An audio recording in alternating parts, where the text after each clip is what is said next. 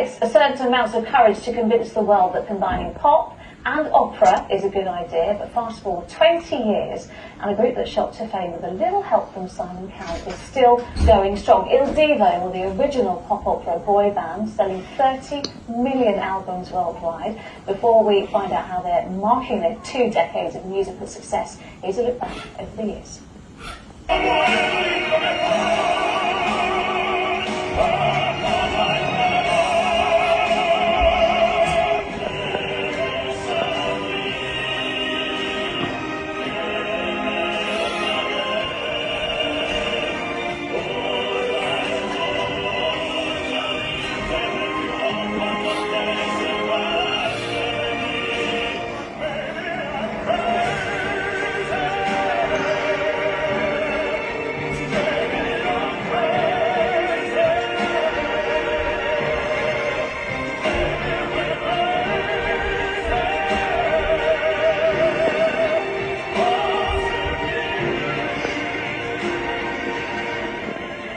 I'm delighted to say joining us now, Urs Bühler, Sebastian Ibenzer, and David Miller, and Stephen Debris. Hello. It's lovely to meet you collectively, Il Divo.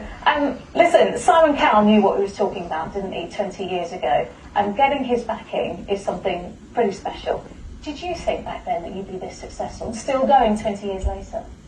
Not at all. I think we still have to pinch ourselves to believe that we're still going pretty strong, we're still touring around the world. Simon's been really supportive, it's been amazing. Yeah. He opened the door to us, you know, and then we decided down the line just to do it ourselves and travel the world and continue to do incredible music. And we just released an incredible album which celebrates 20 years of our band, called the Double X album. Yes, Double X. I thought it was XX, but you corrected me quickly. Yeah, because I don't believe to any conclusions. Listen, I've got to point out that there's a picture there we saw with Simon, we talked about the new album. Stephen, this is your first with the band, because there was sad news a few years ago, because you lost Carlos, didn't you? And that was back in 2021. That must have been a difficult time, a sad time for you guys. I mean, how do you get over something like that when you regroup, you come back, but you kind of move forward, I suppose? Well, it was a real shock for us. Yeah. You know, at that point, we were just coming out of COVID, and all of the songs really do require that baritone voice to anchor the sound, and we, the 3 of us, we thought that might have been the end of it. Had it not been for Stephen, who was ready, willing, and available to come to our aid and to help us make those memorial concerts, I think Il Divo would have collapsed. Yeah. Wow, Stephen, I mean, crucial. You are a crucial part. The baritone, as we say, how low can you go?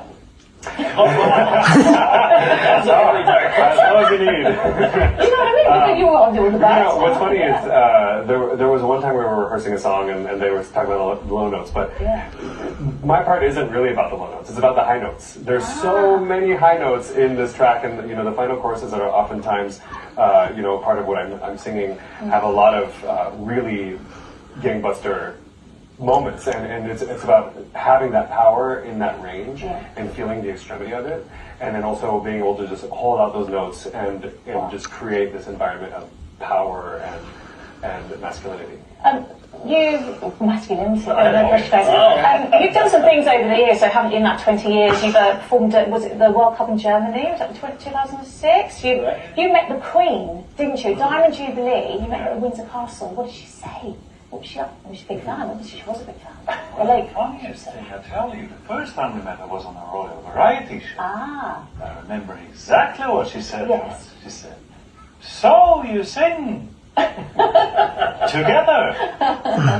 That's what she said. And she was a big fan, wasn't she? You were personally invited, weren't you, for the Diamond Jubilee? Yes, She wanted absolutely. you And there. we performed more times for her, actually, at charity events and stuff, with her in the front row, literally, in the small committee. It was wonderful. Oh, wonderful. Yeah.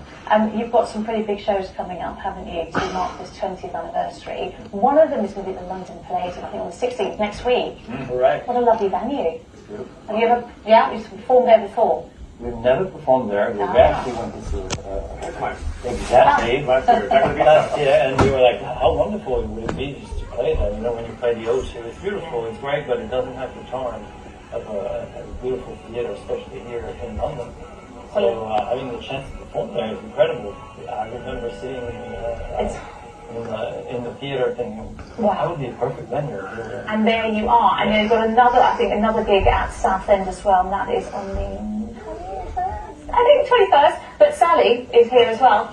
You like a bit of opera, don't you? Oh, I do love a bit of opera. And I love opera talking. Do you ever, I used to do that with my friend Lauren. Would you like a cup of tea? No. I would like a gin and tonic. Do you ever do that? I actually do that all the time at home. Oh, you sing? Yeah. It's a thing, isn't it? I'll sing it to weather. Here is the weather. Here we go. Sorry. I love it.